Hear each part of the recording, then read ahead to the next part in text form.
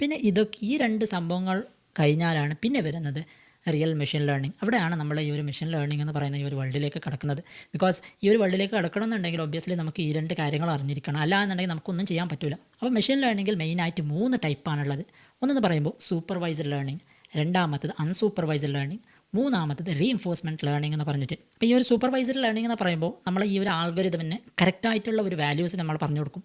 Okay, നമ്മൾ ഒരു ഇൻപുട്ടായിട്ട് നമ്മളൊരു കറക്റ്റായിട്ടുള്ള ഒരു സംഭവം നമ്മൾ പറഞ്ഞു കൊടുത്തിട്ട് ആ ഒരു രീതിയിലാണ് ഈ ഒരു മോഡൽ ക്രിയേറ്റ് ചെയ്യുക. അപ്പോൾ അതിലെങ്ങനെയെന്ന് പറയുമ്പോൾ ഒബ്വിയസ്ലി നമ്മൾ ഫോർ എക്സാമ്പിൾ ഞാൻ പറയുകയാണെങ്കിൽ നമ്മൾ ഒരു ഡോഗിൻ്റെയും ക്യാറ്റിൻ്റെയും പിക്ചേഴ്സ് നമ്മൾ മോഡലിന് ഇട്ട് കൊടുക്കും. അവിടെ ഡോഗിൻ്റെ പിക്ചറും അതേപോലെ തന്നെ അതിൻ്റെ ലേബിളും കൊടുത്തിട്ട് ലേൺ ചെയ്യിക്കും. ഓക്കെ, അപ്പോൾ ഇതും അതേപോലെ തന്നെ ഒരു ക്യാറ്റും അതിൻ്റെ ലേബിൾ, ക്യാറ്റ് എന്ന് പറഞ്ഞിട്ട് ലേബിൾ, ഈ ഒരു രീതിയിൽ ഫീഡ് ചെയ്തിട്ട് എന്നിട്ട് നമ്മൾ once the model is efficient ആയതിനു ശേഷം നമ്മൾ ഒരു പ്രെഡിക്റ്റ് ചെയ്യാൻ വേണ്ടിയിട്ട് ഒരു ഡോഗിൻ്റെയോ ക്യാറ്റിൻ്റെയോ ഇമേജ് ഇട്ട് കൊടുക്കും. അപ്പോൾ ഇതെന്തായിരിക്കും, ഈ ഒബ്വിയസ്ലി സൂപ്പർവൈസ്ഡ് ലേണിംഗിൽ ഓൾറെഡി ഇത് ലേൺ ചെയ്തിട്ടുണ്ട്.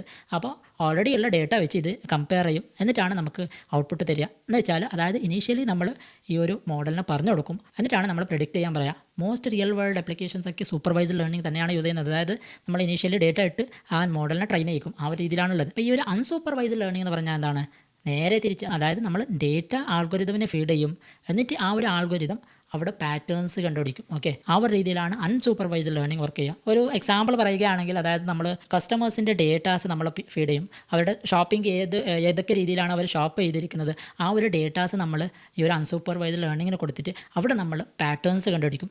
പാറ്റേൺസ് എന്ന് പറയുമ്പോൾ ഒബ്വിയസ്ലി അവരുടെ ഷോപ്പിംഗ് ബിഹേവിയർ നമ്മൾ മനസ്സിലാക്കും. ആ രീതിയിലാണ് അൺസൂപ്പർവൈസ്ഡ് ലേണിംഗ് വർക്കാവുക. തേർഡ് വൺ എന്ന് പറയുമ്പോൾ റീഇൻഫോഴ്സ്മെൻറ്റ് ലേണിംഗ്. അപ്പോൾ ഈ ഒരു റീഇൻഫോഴ്സ്മെൻറ്റ് ലേണിംഗ് എന്ന് പറയുമ്പോൾ ഈ രണ്ടിനേക്കാളും ഡിഫറൻ്റ് ആണ്. ഇവിടെ എന്തെന്ന് പറയുമ്പോൾ ഈ ഒരു ആൽഗോരിതം ട്രയൽ ആൻഡ് എറർ, അതായത് അവിടെ അത് ചിലപ്പോൾ ഫെയിലിയർ ഉണ്ടാക്കും, ചിലപ്പോൾ പാസ്.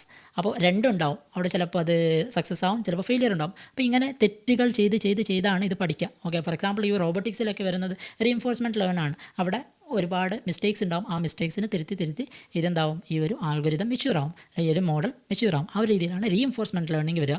ബേസിക്കലി ആൽഗോരിതം ഏത് രീതിയിലാണ് ലേൺ ചെയ്യുന്നത് വെച്ചാൽ ബേസിക്കലി അവിടെ റിവാർഡും കിട്ടും, പനിഷ്മെൻറ്റും കിട്ടും. അവർ രണ്ട് രീതിയിലാണ് ഇവർ റീഇൻഫോഴ്സ്മെൻറ്റ് ലേണിംഗ് വർക്കാവുക. അപ്പോൾ ഇങ്ങനെയാണ് എന്താ പറയുക, ഞാൻ നേരത്തെ പറഞ്ഞ പോലെ റോബോട്ടിക്സിൻ്റെ കാര്യത്തിലാണെങ്കിലും അല്ല സെൽഫ് ഡ്രൈവിംഗ് കാർസ്, അല്ലെങ്കിൽ എന്താ പറയുക ഗെയിം പ്ലേയിങ് AI, അതായത് നമ്മൾ ഗെയിംസിലൊക്കെ AI ഇൻക്ലൂഡ് ചെയ്യുമല്ലോ.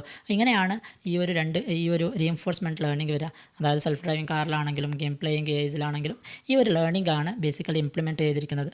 അപ്പോൾ ഈ ഒരു സൂപ്പർവൈസ്ഡ് ലേണിംഗ് പഠിക്കുമ്പോൾ ഒരുപാട് കാര്യങ്ങളാണ് അതിൽ നമ്മൾ പഠിക്കാനുണ്ട്. അപ്പോൾ അതായത് മെയിൻലി നമ്മൾ ലീനിയർ റിഗ്രഷൻ, അതേപോലെ തന്നെ ലോജിസ്റ്റിക് റിഗ്രഷൻ, പിന്നെ ഡിസിഷൻ ട്രീ കാര്യങ്ങളൊക്കെ ഇതിൽ നമ്മൾ പഠിക്കും. ഇപ്പോൾ രണ്ടാമതെന്ന് പറയുമ്പോൾ ഞാൻ പറഞ്ഞ പോലെ തന്നെ അൺസൂപ്പർവൈസ്ഡ് ലേണിംഗിൽ വരുന്ന കോൺസെപ്റ്റ്സ്. അപ്പോൾ അതിൽ നമ്മൾ എന്താ മെയിൻലി ചെയ്യുക, നമ്മളവിടെ ക്ലസ്റ്ററിങ്, ക്ലീനിങ്, അതേപോലെ തന്നെ അനോമലി ഡിറ്റക്ഷൻ ഒക്കെ നമ്മൾ അതിൽ ചെയ്യാനുണ്ട്. പിന്നെ അതിന് ശേഷം നമ്മൾ ഒബ്വിയസ്ലി ഇവിടെ ന്യൂറൽ നെറ്റ്വർക്കിനെ കുറിച്ച് പഠിക്കും. അപ്പോൾ അതിലൂടെ നമുക്ക് എന്ത് ചെയ്യാം, ഒബ്വിയസ്ലി ഡീപ്പ് ലേണിങ്ങിലേക്ക് നമുക്ക് ഒരു സ്റ്റെപ്പ് ഇട്ട് കൊടുക്കാം.